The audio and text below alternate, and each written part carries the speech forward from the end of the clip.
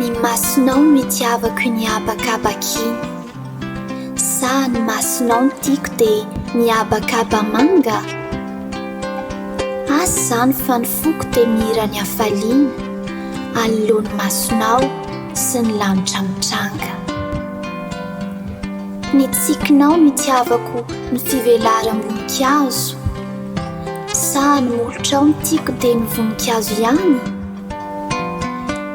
asy zany fa ny foko tsy mitsahatra amin'ny vazo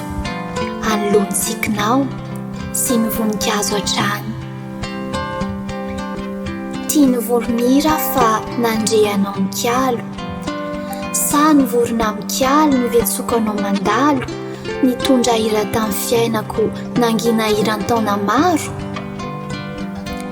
asy zany fa izao no manjavatra tsaroko hatramin'ny arahantsika dia ny entana ny foko ka miventsy ny fitiavana